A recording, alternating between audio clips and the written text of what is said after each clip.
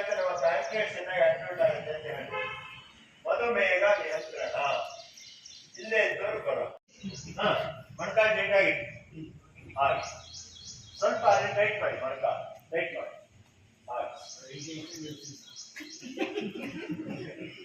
ಇದಕ್ಕೆ ಉತ್ಥಾನ ಪಾದಾಸನ ಅಂತ ಕರೀತಾರೆ.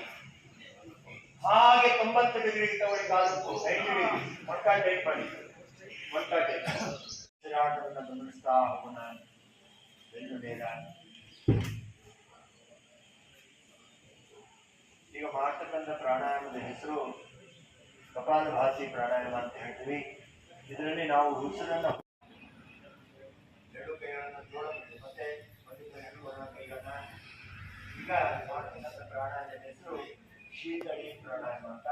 ನಮಗೆ ಹಲವಾರು ಸಂದರ್ಭದಲ್ಲಿ ನೀರು ಸಿಗದೇ ಇರ್ತಕ್ಕಂಥ ಪರಿಸ್ಥಿತಿ ಉಂಟಾಗಬಹುದು. ಆ ಸಂದರ್ಭದಲ್ಲಿ ನಾವು ನಾನು ಹೇಳಿದ್ದೆ ಪರೋಪಕಾರಾರ್ಥಂ ಇದಂ ಶರೀರಂ ಅಂತಕ್ಕಂಥದ್ದು ಒಂದಾದರೆ, ನಮ್ಮ ಶರೀರ ದೃಢವಾಗಿದ್ದರೆ, ಶಕ್ತಿಯುತವಾಗಿದ್ದರೆ ಮಾತ್ರ ಧರ್ಮ ಸಾಧನೆ ಮಾಡಲಿಕ್ಕೆ ಸಾಧ್ಯ. ಶರೀರ ಮಾಧ್ಯಮ ಖಲು ಧರ್ಮ ಸಾಧನ ಅಂತ. ಹಾಗಾಗಿ ಆ ಧರ್ಮ ಸಾಧನೆ ಏನಾದರೂ ನಾವು ಮಾಡಬೇಕು ಅಂತಿದ್ರೆ ಈ ಶರೀರ ಚೆನ್ನಾಗಿದ್ದರೆ ಮಾಡ್ಲಿಕ್ಕೆ ಸಾಧ್ಯ. ಶರೀರನೇ ಚೆನ್ನಾಗಿದ್ದರೆ ನಮ್ಮನ್ನು ನೋಡ್ಕೊಳ್ಳೋಕೆ ಇನ್ಯಾರೋ ಬೇಕಾಗುತ್ತೆ. ಹಾಗಾಗಿ ನಾವೇನು ಮಾಡ್ಲಿಕ್ಕೆ ಸಾಧ್ಯ? 4 ಜನಕ್ಕೆ ಉಪಕಾರ ಮಾಡ್ಬೇಕಾದ್ರೆ ನಾವು ಗಟ್ಟಿಯಾಗಿರ್ಬೇಕಲ್ಲ. ಹಾಗಾಗಿ ನಿತ್ಯ ಮಾಡುವಂಥವ್ರಾಗೋಣ ಅಂತ ಹೇಳಿ ನಿರಂತರ ಮಾಡಿಕೊಂಡು ಇವತ್ತು ಅಭ್ಯಾಸ ಗುರು ಭಾರತ್ ಮಾತಾ ಕಿ ಜೈ.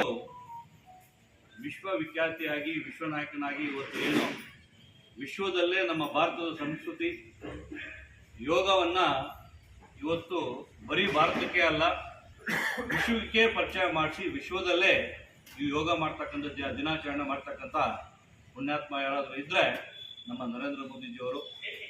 ಯಶಸ್ವಿಯಾಗಿ 10 ವರ್ಷ ಇವತ್ತು ಆಗಿದೆ. ಇದರಿಂದ ಪ್ರಪಂಚಕ್ಕೆ ನಮ್ಮ ಭಾರತ ಸಂಸ್ಕೃತಿ ಯೋಗ ಮಾಡಿದ್ರೆ ಆರೋಗ್ಯ ಅಂತಕ್ಕಂಥದ್ದನ್ನು ಮೋದಿಜಿಯವರು ಪರಿಚಯ ಮಾಡಿಸಿ ಇವತ್ತು ಈ ದೊಡ್ಡ ಮಟ್ಟಕ್ಕೆ ಎಲ್ರಿಗೂ ಒಂದು ಯೋಗದಿಂದ ಆರೋಗ್ಯ ಮಟ್ಟಿಗೆ ಇರ್ತಕ್ಕಂಥ ತಿಳಿಸಿಕೊಡ್ತಕ್ಕಂಥ ದಿನ ಇದೆ. ಈ ಒಂದು ವಿಶ್ವನಾಯಕರು ಮಾಡಿರ್ತಕ್ಕಂಥ ಒಂದು ದಿನವನ್ನು ನಾವು ದಿನ ನಮ್ಮ ಜೀವನದಲ್ಲಿ ಅಳವಡಿಸ್ಕೊಂಡು ಆರೋಗ್ಯ ಕಾಪಾಡಿಕೊಂಡ್ರೆ ದೇಶ ಕಾಪಾಡ್ಕೊಂಡಂಗೆ, ನಮ್ಮನ್ನು ನಾವು ಕಾಪಾಡ್ಕೊಂಡಂಗೆ. ಹಂಗಾಗಿ ತಾವೆಲ್ಲ ಬಂದಿದ್ರೆ ಇವತ್ತು ಇದೇ ರೀತಿ ನಾವು ವರ್ಷ ಪೂರ್ತಿ ಯೋಗ ಮಾಡಿ ಆರೋಗ್ಯವನ್ನು ಕಾಪಾಡ್ಕೊಂಡು